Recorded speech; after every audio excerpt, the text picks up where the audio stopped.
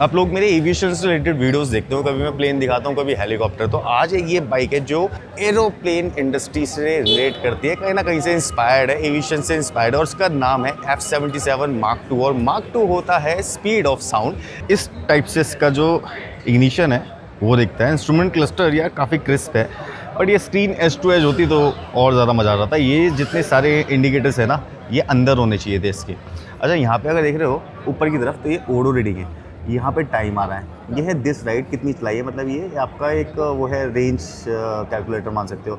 यहाँ पे आ रहा है आपका WH किलोमीटर की कितने ड्रिवन हुई है। यहाँ पे आ रही है रेंज 166 के 20 के अंदर रेंज है। 78% ऑफ बैटरी है इसके अंदर, तो यहाँ दिख रही है। ये है रीजन के लेवल। अब ये जो रीजन के लेवल है ना, ये इंक्रीज़ हो जाते हैं ऐसे, ये इस टाइप से इंक्रीज़ होती है। अब यार इसके अंदर 9 रीजन लेवल हैं, because day to day ride office से घर, घर से ऑफिस, या फिर कुछ और, या फिर आपकी कोई शॉप है, कोई शोरूम है, तो वहाँ पे ब्रेकिंग की यूज़ होती है। सिटी के अंदर जितना ज़्यादा हाईएस्ट लेवल ऑफ रीजन होगा, उतनी आपकी जो ब्रेकिंग होगी, सेल्फ ब्रेकिंग, वो बढ़ जाएगी। जो ब्रेक पैड्स है वो कम यूज़ होंगे, और ये रीजन होके मतलब रेंज भी ज़्यादा देगी। एक और एविएशन वाला एक पॉइंट बताता हूँ, इस बाइक में कहीं से कहीं तक भी आपको कोई नट बोल्ट, कोई ऐसा स्क्रू या फिर कोई रिबिट जैसी चीज़ नहीं दिखेगी। वैसे एरोप्लेन में रिबिट दिखते हैं, बट इसके अंदर वो नहीं दिखते हैं। यही चीज़ है कि किस तरीके से इन्होंने इसको डिज़ाइन किया, किस तरीके से ये जो कवरिंग है ऊपर की, ये जो प्लास्टिक के जो डिज़ाइन है, ये जो फाइबर है, इसको किस तरीके से बनाया गया है कि ऊपर की तरफ कोई भी नट बोल्ट नहीं दिखेगा। ये वाली ब्लू वाली बाइक को भी अगर देख लें, तो ये बाइक जो है चारों तरफ से कवर है हर एक तरीके से। कोई भी ऐसा स्क्रू, बोल्ट या फिर कोई भी ऐसा फास्टनर जैसी कोई चीज़ इसके अंदर नहीं दिखती। ये मेरे को लग रहा है कि ना नेक्स्ट लेवल पर जा रही है कंपनी। मेरे को इसकी जो फ्रंट फेंडर, जो फ्रंट लाइनिंग है डिज़ाइन की, ये बहुत ज़्यादा अग्रेसिव और ऐसी लग रही है कि हाई माइंड सेट के साथ में बना रखी है। थोड़ी सी पास आगे अगर दिखाओगे तो अपसाइड डाउन शॉकर्स तो अंदर हैं, लेकिन अगर उस तरफ से देखें तो यहाँ से कुछ भी ऐसा दिखता नहीं है कि ये नॉर्मल शॉकर्स हैं। ये और भी कंपनीज कर सकती हैं, लेकिन ये हमारी इंडियन कंपनी, और इंडियन कंपनी के जो आज की डेट में डिज़ाइनर्स हैं वो बहुत अच्छा काम कर रहे हैं। यहीं से ही ये जो फेंडर है, ये हमें हाई लेवल की स्पोर्ट्स बाइक के अंदर दिखता है। वही डिज़ाइन यहाँ पे भी लिया है। वैसे एक बात बताऊँ, ये जो बाइक है ऑलरेडी पहले से लॉन्च हो रखी है, लेकिन ये जो Mark II है ना, ये बहुत सस्ती बाइक है, और ये बहुत ज़्यादा किलोमीटर की जो वारंटी है बैटरी पे वो दे रही है। दूसरी बात, इसकी रेंज ज़्यादा है, 300+ किलोमीटर की रेंज है इसकी, और 8 लाख किलोमीटर की वारंटी है ऑन बैटरी। इससे बड़ी और क्या बात हो सकती है।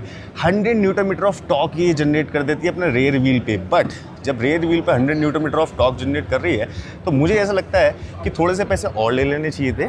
यहाँ पे एक डुअल डिस्क अगर ऐड हो जाती है तो ज़्यादा मज़ा आता है, बिकॉज जिस चीज़ के अंदर इतनी पावर होती है और वो इतना ज़्यादा तेज़ चल सकती है, इतना ज़्यादा टॉर्क दे सकती है, तो उसमें ब्रेकिंग कंपैटिबिलिटी भी उसी हिसाब से होनी चाहिए। बट जो बॉडी है एक्चुअली इसकी, जैसे कि मैंने बताया कि एयरप्लेन इंस्पायर्ड है, तो हर जगह आप देखना इसके अंदर जो एलिमेंट्स यूज़ कर रखे हैं, जैसे कि ये जो लिखा है अल्ट्रा वॉलेट F77 M20, हर जगह पोर्ट से रिलेटेड चीज़ें कर रखी हैं। अच्छा सा एक एयर विंग भी है इसमें छोटा सा। वैसे ये कितना फंक्शनल होगा क्या कितना नहीं उसका नहीं पता, बट हाँ डाउन फोर्स क्रिएट करने के लिए यहाँ पे एक छोटा सा विंग है। अभी ये खड़ी है अपने पैडॉक स्टैंड पे, ये पैडॉक स्टैंड पे। बट अगर इसको नीचे उतारते हो तो इसकी जो ग्राउंड क्लियरेंस है वो इतनी और नीचे हो सकती है। इट मीन्स कि ये 150 के अराउंड के आसपास, या 160 170 के अराउंड के आसपास जो न्यू डिज़ाइन है, वो अपनी जो ग्राउंड क्लियरेंस है वो ले लेगा लैडन वे के अंदर यहाँ तक। तो नीचे का जो हिस्सा है, हम देखते हैं कि ज़्यादातर बाइक्स के अंदर ना ये वाला जो हिस्सा होता है ये फ्लम्जी होता है। अब इसमें ये वाला जो पार्ट है, इसकी मैं कह रहा हूँ कि बिल्ड मैंने आज तक ऐसी कहीं नहीं देखी, क्योंकि यहाँ पे है बैटरी पैक। बैटरी पैक को हर एक चीज़ से सिक्योर करना है, और बैटरी पैक को भी अंदर से सिक्योर रखा है मेटल हाउसिंग के साथ। बट ये जो बॉडी है इसमें काफ़ी सारी लेयर्स है, इसी वजह से ये फ्लिम्जी नहीं है। तो एक कंप्लीट पैकेज है इसके अंदर। चलो ऊपर आ जाते हैं हैंडल पे। सबसे सही चीज़ मुझे क्या लगी कि इसमें यार इस तरफ ये तो हो गई फ्रंट ब्रेक, जो कि एडजस्टेबल लीवर के साथ में आ रही है, हाइड्रोलिक ब्रेक है। यहाँ पे तो कोई ब्रेक ही नहीं है, यहाँ पे भी कुछ दे देते। बताऊँ क्यों? यहाँ पे रीजन से रिलेटेड कुछ दे देते कि यहाँ पे एक लीवर होना चाहिए था अल्ट्रा वॉलेट के लिए, सजेशन छोटा था। ये चीज़ थोड़ी सी अजीब सी लग रही है। जो बंदे हैबिचुअल है ऐसी मोटरसाइकिल को चलाने के, उनको इस तरफ लीवर है, इस तरफ नहीं है। और अगर इस तरफ नहीं है तो यहाँ पे ये जो स्पेसेस आ रहे हैं, ये जो स्पेसेस हैं, ये थोड़े से ना डिस्ट्रैक्ट कर रहे हैं, थोड़ा सा अजीब सा लग रहा है। अच्छा एक और चीज़ देखो, ऊपर आके जो टैंक का डिज़ाइन है यहाँ से दिखाओ, बहुत ही एरोडायनेमिकली डिज़ाइन किया हुआ इसको। और इसके टैंक के ऊपर यहाँ पे ये जो चार्जिंग पोर्ट है ये मैग्नेटिकली ये ओपन होगा और मैग्नेटिकली होगा। देखो रिकॉन करके है, यहाँ पे है इसका चार्जिंग सिस्टम। अब ये चार्ज भी बहुत जल्दी हो जाती है, ये है जो है 10% से 80% हो जाएगी 1 आवर के अंदर अगर आप इसको पावरफुल चार्जर के अंदर लगाते हो तो।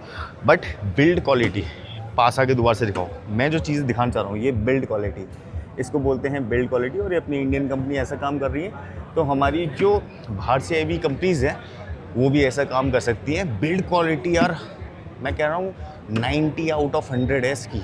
10% तो फिर भी छूटी हुई है, जैसे कि मैंने कुछ चीज़ें बताई।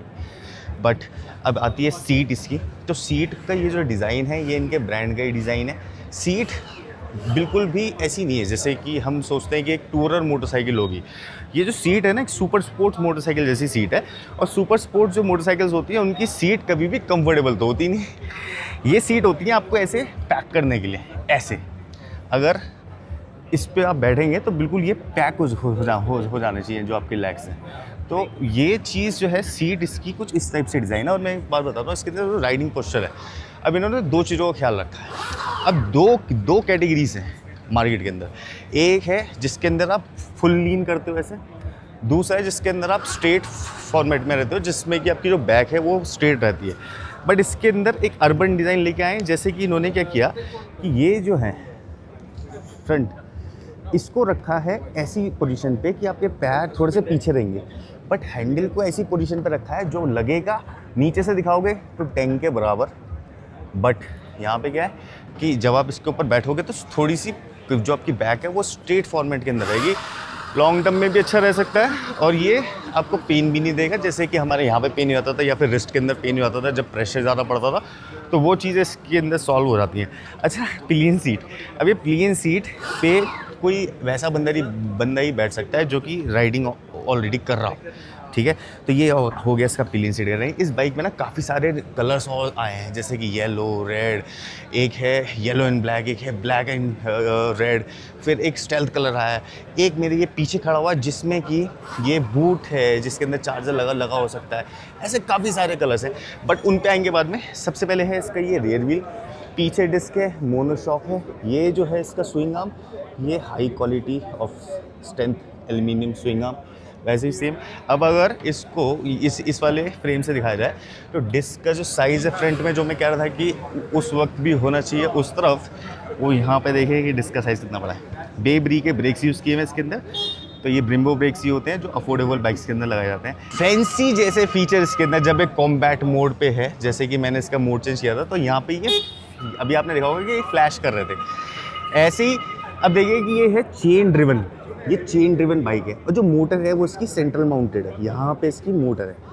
और ये बाइक चेन माउंटेड, मतलब ये चेन सिस्टम से चल रही है, इसमें बेल्ट भी नहीं है कि कभी टूटेगी या कुछ होगा। तो जो फंक्शनैलिटी ऑलमोस्ट ऐसी है, बस मोटर की इंजन की जगह मोटर आ गई और मोटर सेंट्रल माउंटेड है और वो ऊपर की तरफ माउंटेड है।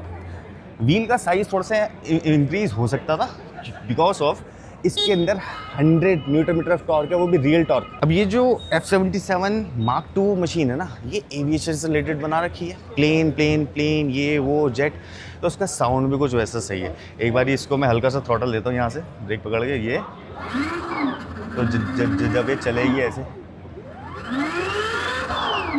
तो इसमें ये प्लेन का साउंड आएगा, जैसे कि प्लेन थ्रस्ट दे रहा हो और ऊपर की तरफ वो फ्लाई कर रहा हो। यार मैं तो बहुत एक्साइटेड हूँ उसको रोड पे लेके जाने के लिए।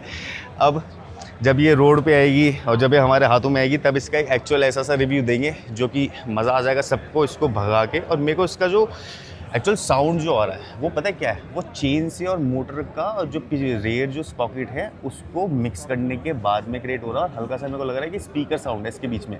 और वो स्पीकर साउंड कहाँ से आ रहा है, देखो यहाँ से, ये पोर्शन है। अब ध्यान से सुनना, अगर ये पोर्शन ये motor with chain with rear sprocket, wheel की जो डायरेक्शन है, जिस तरीके से वो राउंड ले रहा है, और स्पीकर का ये कॉम्बिनेशन ऑफ साउंड्स हैं जो कि एक जेट साउंड को मतलब कंप्लीट कर रहे हैं। और जब आप इसको स्पीड में लेके चल रहे होंगे तो ऐसा साउंड आने वाला है कि जैसे ये एक्चुअल जेट ही उड़ा रहे हो।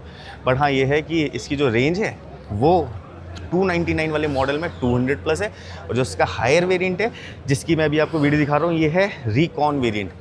इसकी जो रेंज होने वाली है वो 300 प्लस होने वाली है। इसके अंदर बहुत सारे मोड्स होने वाले हैं, और वो मोड्स जो होने वाले हैं वो मेरे को लगता है कि अमेजिंग होने वाले हैं, क्योंकि इस कंपनी ने बहुत कुछ सीखा है, लेकिन कुछ पॉइंट ऑफ इंप्रूवमेंट है जो मैंने आपको बता दिए।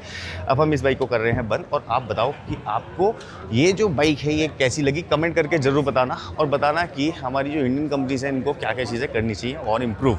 नेक्स्ट वीडियो मिलते हैं, तब तक के लिए बाय बाय।